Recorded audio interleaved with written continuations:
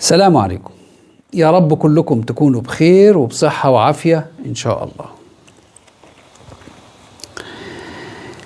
تخيل إنك أنت عايش في غربة ومسافر وشايل همومك ومسؤوليات وهم ما بيتلم، وبدل ما تلاقي ابن بلدك كده وابن وطنك سند ليك، تلاقيه هو أول واحد بيحاول يهد فيك ويأذيك وفي مكان عملك. الأصعب من الغربة نفسها هو إنك تمد إيدك بالخير لواحد عشان توقفه كده على رجله وتأسسه، فيرد لك الجميل ده حقد وطمع في مكانك نفسه. احنا النهاردة مش جايين نتكلم عن مشاكل إقامة وورق وتأشيرات وجوازات، لا، احنا هنتكلم عن الوجع اللي بيجي من ناس كنا فاكرينهم أهلنا وولاد بلدنا. لو انت مدير أو مسؤول وجبت ناس كده من طرفك تحت إيدك من أهل بلدك وخانوا الأمانة، يبقى الفيديو ده موجه ليك بكلام طالع من القلب. الغربة مش بس سفر وورق وشقة وتعب، لا، الغربة الحقيقية هي انك تحس انك لوحدك وسط ناس المفروض ان هم من دمك واهلك. واحد من المتابعين الكرام بعت لي كده قصة بتوجع القلب عن معاناته في شغله بره، رغم انه نجح وبقى في مكانة كويسة جدا ومسؤول. الراجل ده بكل نبل جاب زمايله من مصر وشغلهم معاه وسندهم ووقف جنبهم، لكن النتيجة كانت صدمة العمر لما ابتدوا بقى يطمعوا في مكانه نفسه. فبدل ما يركزوا في شغلهم ويشكروا ربنا كده ويحمدوه، ابتدوا يغلطوا ويسيبوا له مشاكل، وهو اللي يشيل الليلة في الآخر قدام الإدارة. المشكلة إن الضمير الحي هو اللي مأزم صاحبنا بصراحة.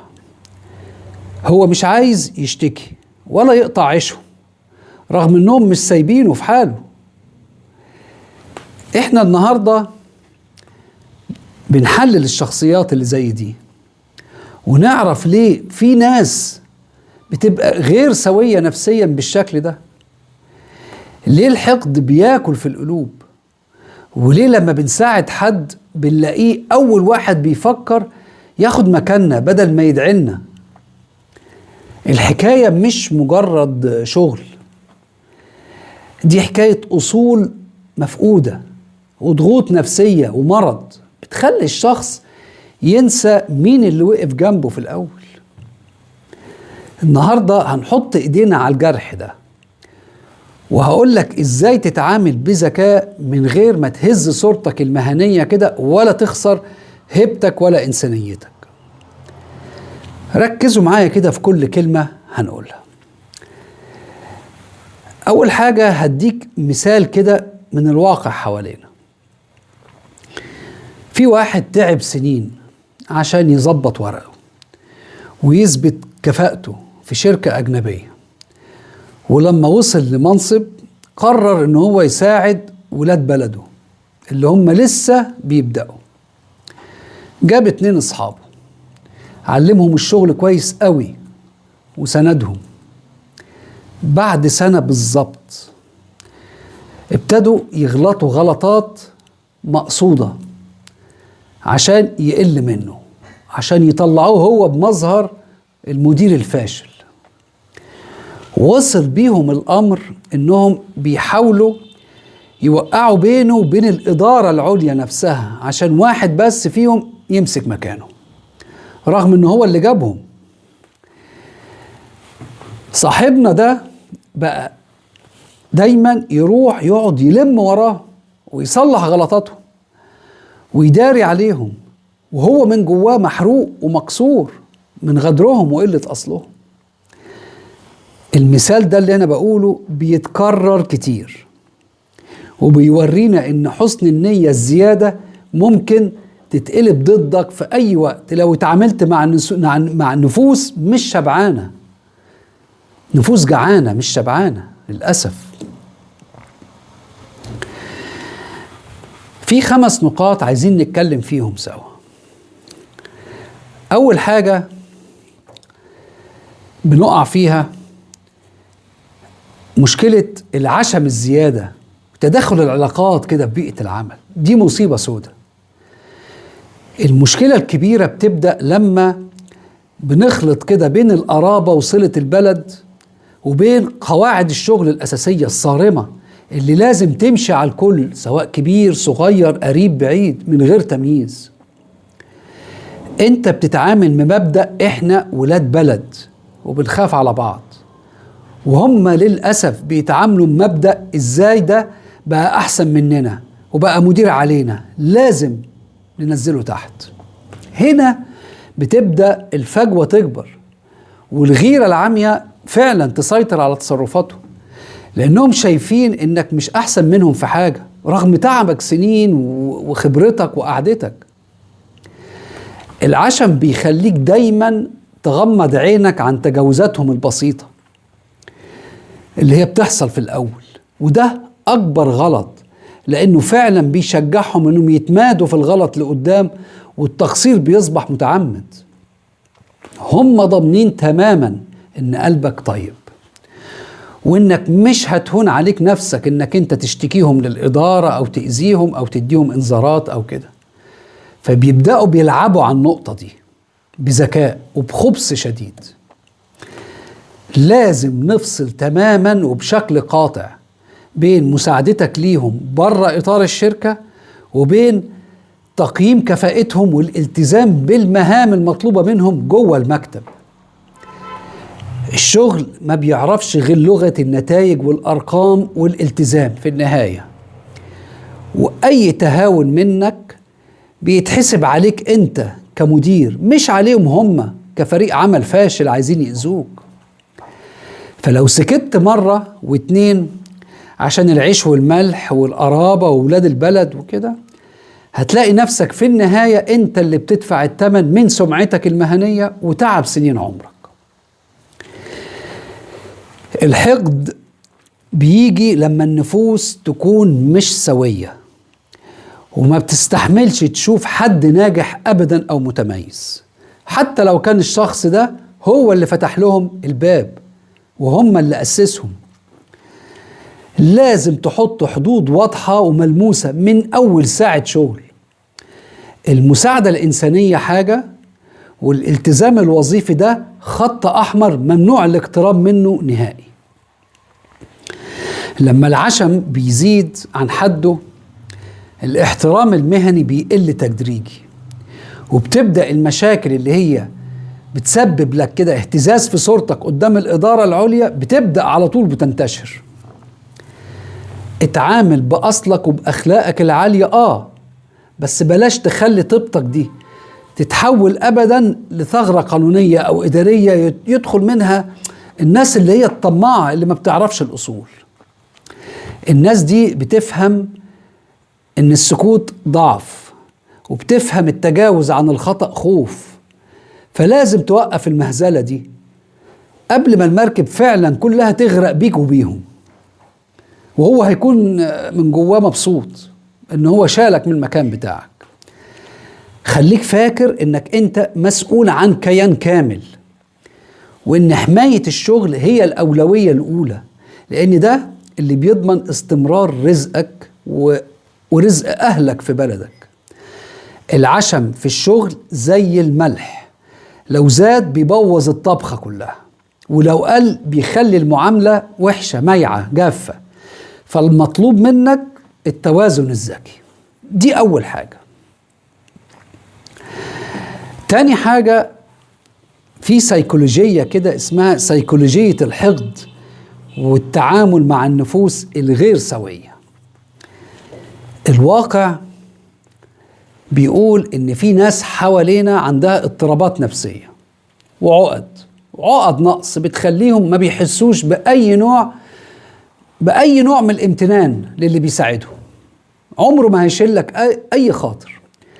الشخص الغير السوي أو الحقود بيشوف إن نجاحك ده ضربة حظ، مش نتيجة سهر وتعب ومجهود جبار انت قمت بيه لوحدك في الغربة. لا، هو بيعتبر ان مساعدتك ليه ده حق مكتسب او فرض عليك لانك ابن بلده، وبينسى تماما انك عملت ده بفضل وجودك في مكانة عالية. الناس دي بتعيش دايما دور الضحية ببراعة، ولو غلطوا في الشغل بيحملوك انت المسؤولية كاملة، لانك انت المدير اللي المفروض يحل كل ازمته. تحليلك للشخصيات دي هيخليك تفهم انهم مش بيكرهوك كشخص، لا، هم بيكرهوا النموذج الناجح فيك اللي انت بتمثله، واللي بيفكرهم دايما بفشلهم. الغدر في الغربة بيبقى الواقع بتاعه قاسي جدا، لأن الشخص الخبيث بيستغل معرفته بيك وبأسرارك عشان يضغط دايما على نقط ضعفك كده قدام الأجانب. لازم تتعلم بجدية إزاي تكتشف كده الشخصيات السامة دي بدري، وتبعدهم عن دايرة اتخاذ القرار نهائي عشان محدش يأذيك في لحظات الضعف. الشخصية اللي بتشتكي من كل حاجة وبتبص دايما للي في ايد غيرها هي قنبلة موقوتة في اي فريق، ولازم تتعامل معاها بحذر واجب. التعامل مع الاشكال اللي زي دي محتاج ثبات انفعالي قوي وبرود اعصاب، مش مواجهات انفعالية تستنزف طاقتك النفسية كده وبتأثر على صحتك البدنية. لازم تفهم كويس انك مش هتقدر تغير سواد القلوب، بس تقدر بكل بساطة تحمي نفسك بانك تحجم دورهم وتراقب كل تصرفاتهم. المرض النفسي والغل في بيئة العمل اخطر بكتير من نقص الخبرة الفنية، لان الفن في النهاية ممكن يتعلم، لكن الحقود بيفضل ينخر كده في الاساس بتاع اي مكان. ما تحاولش تبرر لهم نجاحك، وما تحاولش ترضيهم على حساب نفسك، لأن الشخص اللي مش شبعان من جواه عمره ما هيرضى عنك أبدا. خليك واعي إن طيبة قلبك هي اللي جابتهم، بس ذكائك المهني هو اللي لازم يديرهم مظبوط، وإلا هيتحولوا لوحوش بياكلوا في نجاحك كل يوم. النفوس الضعيفة بتخاف من الحزم وبتحترم القوي، فلازم تظهر شخصيتك القيادية بكل قوة ووضوح بعيد عن أي عواطف شخصية. في النهاية أنت بتتعامل مع مرضى، مع ناس مرضى في التفكير، مرضى في النفوس، مرضى أحقاد، والحل معاهم هو المشرط كده الجراحي اللي بيحدد لكل واحد حجمه الطبيعي في المكان الصحيح. ثالث حاجة، في صراع كده يقول لك ايه، صراع الضمير ومبدأ قطع الأرزاق بين الصح والغلط. أكتر حاجة بتضايقنا وبتتعبنا أو بتضايق الشخص المحترم وصاحب المبادئ هي ضميره، وفكرة انك انت ممكن تكون سبب في ان حد يعني يرجع بلده مكسور وتقطع رزق حد. انت بتفكر في لقمة عيشهم وفي بيوتهم المفتوحة، وهم للأسف بيفكروا في ازاي ياخدوا مكانك ويحرموك من ثمرة تعبك واجتهادك. السكوت على الإهمال الجسيم والخطأ المتكرر في الشغل مش جدعنة ولا رجولة، ده تهاون صريح في حق الشركة اللي ائتمنتك. لازم عقلك يستوعب الفرق الجوهري بين قطع الرزق وبين تطبيق العدالة وتطبيق القانون. اللي بيخرب في منظومة ناجحة لازم يتحاسب فورا. لو فضلت تداري على بلاويهم وتصلح وراهم، انت كده بتساعدهم يفضلوا فاشلين، وبتديهم كده ضوء أخضر إنهم يتمادوا في تدميرك. الضمير الحي لازم يوجهك إنك تكون عادل، تكون عادل. والعدل في بيئة العمل فعلا بيقول إن اللي يشتغل لازم يتكافئ، واللي بيأثر لازم ياخد جزاؤه. فما تخليش خوفك من كلام الناس في الغربة أو إحساسك بالذنب يكتفك، لأنك في الآخر أنت اللي هتتسأل قدام ربنا وقدام مدير وقدام المسؤولين كلهم. الرحمة صفة جميلة جدا، بس في الشغل القانون والحزم هما اللي بيمشوا الدنيا الاتجاه صح. والناس دي بتستغل رحمتك لأنها نقطة ضعف.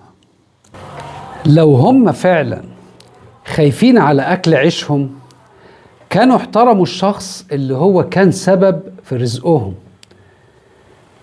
طبعا ده بعد توفيق رب العالمين. فريح ضميرك، ريح ضميرك كده بأنك تديهم فرصة أخيرة واضحة وصريحة وموثقة، وتعرفهم ان دي آخر محطة قبل الإجراء الرسمي اللي هيتم ضدهم. ما تشيلش هم حد مش شايل همك، وما تحرقش أعصابك عشان ناس بتخطط ليل ونهار ازاي توقعك وتظهرك كده بمظهر المقصر في شغله. الإدارة الأجنبية بره ما بتفهمش لغة ابن بلدي، بتفهم لغة الإنتاج. لو أنت غطيت عليهم الشركة كلها من أولها لآخرها ممكن تستغنى عنك أنت شخصيا. كونك مسؤول معناه أنك أمين على المكان، والأمانة دي بتقتضي أنك تبعد عن أي حد بيضر مصلحة الشغل حتى لو كان أقرب الناس إليك. القرار الصعب دلوقتي هو اللي هيحميك بعدين، والسكوت هو اللي هيخليك تندم لما تلاقي نفسك كده خسرت كل حاجة بسبب ناس ما بيتمرش فيهم. خليك حقاني، اوزن الأمور بميزان مظبوط، ولو لقيت ان ضررهم اكتر من نفعهم يبقى الاستغناء عنهم هو القرار الأخلاقي والقرار الصحيح. دي تالت حاجة. رابع حاجة، في استراتيجيات كده لازم تعملها حماية المكانة المهنية من حملة التشويه. في بيئة الشغل التنافسية وخصوصا في الغربة التوثيق الكتابي هو الدرع والسيف بتوعك اللي لازم تستخدمهم في كل دقيقة. لما تلاحظ ان في حملة ممنهجة لهز ثقتك بنفسك او مكانتك لازم تضاعف مجهودك وتظهر كفاءتك كده بشكل مبهر قدام الجميع بدون استثناء. ما تسمحش ليهم ابدا انهم يجرجروك لمشاكل جانبية او مشادات كلامية تشتت تركيزك عن اهدافك الحقيقية. خليك دايما برنس في ردودك. كل غلطة بيعملوها لازم تكون متسجلة، مش عشان تأذيهم بدافع الانتقام، لا، عشان تحمي رقبتك انت لما الإدارة تسألك ايه اللي حصل. المدير القوي هو اللي بيعرف يسيطر على فريقه بالحب، مظبوط، بس كمان بهيبة المنصب مع الحب. ولازم يعرفوا ان هو قادر على التغيير في اي وقت. لازم تقوي علاقتك بمديرك الكبار بمديرك الكبير، وخليك دايما مبادر بالتقارير اللي بتوضح انجازاتك. دايما تخليه على طول توريله انت عملت ايه، عشان لما حد يحاول يوقعك في اي حاجة يلاقوا في النهاية حيطة سد من النجاح. ما تخليش معاملتك ليهم ودية زيادة عن اللزوم قدام الأجانب، وخلي فيه بروتوكول رسمي كده وواضح بيحفظ هيبتك ومكانتك كده كمدير مسؤول عنهم. الحماية الحقيقية مش معناها الهجوم المستمر، معناها انك تكون صاحي لكل حركة وما تسيبش اي ثغرة للصدفة او لغلطة غير مقصودة. ثقتك في نفسك هي اكتر حاجة بتخوف الحقود، لانه بيترعب من الشخص الواثق اللي ما بتهزوش ابدا الحركات بتاعتهم والحاجات اللي من تحت لتحت. لازم تكون دايما خطوة كده قدامهم، تتوقع حركاتهم قبل ما يعملوها وترد عليهم بذكاء وهدوء يخليهم يحسوا انهم قدام جبل ابدا ما بينهارش. اتعلم لغة السياسة المكتبية واعرف امتى تتكلم وامتى تسكت، وامتى تضرب ضربتك الإدارية القاضية اللي هي تنهي أي محاولة لتمرد غير مبرر. الشغل في الغربة محتاج نفس طويل، ومحتاج واحد بيفهم في الأصول بس كمان بيفهم في قواعد اللعبة اللي بتحكم عالم البيزنس في كل حتة. ما تسيبش الملف بتاعك فيه غلطة أبدا، وخلي تقاريرك دايما هي اللي بتتكلم عنك. النجاح هو أقوى سلاح دفاعي وهجومي في نفس الوقت. خليك حريص في كلامك معهم، وما تحكيش أسرارك أبدا، سواء أسرار مهنية أو شخصية لحد فيهم أبدا، لأن كل كلمة أنت بتقولها النهاردة ممكن يستخدموها ضدك بكرة.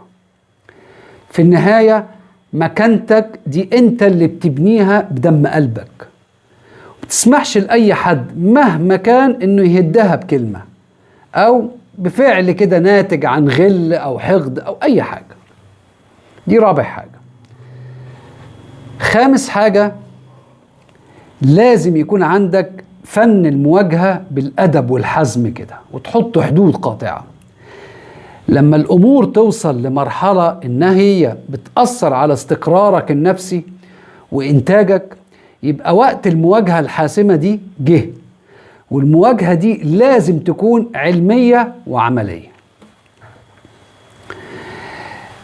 اقعد مع كل واحد فيهم لوحده وواجههم بكل برود بالأدلة والغلطات اللي هم عملوها، ووضح ليهم كده إنك كشف لهم كل ألاعبهم وأي محاولة من محاولاتهم الفاشلة. المواجهة دي بتهزهم جدا، لأنهم بيبقوا فاكرين إنك نايم في العسل، أو إنك خايف تفقد صورتك كده كمدير طيب قدام بقية المدراء.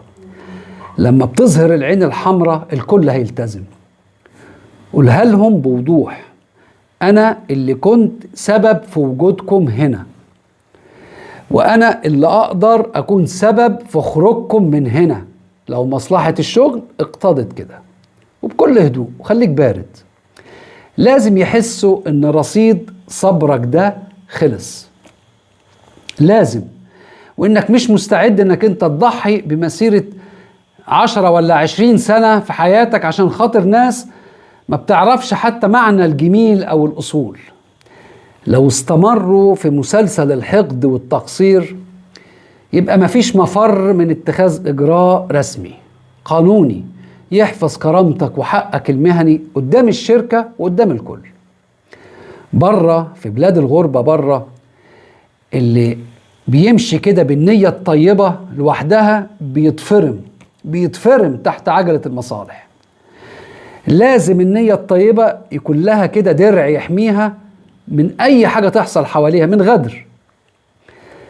المواجهة دايما بتريحك أنت داخليا، وبتشيل من على كتافك عبء السكوت المر، وبتحط كل واحد قدام مرايته الحقيقية، تكشف له قبح تصرفاته.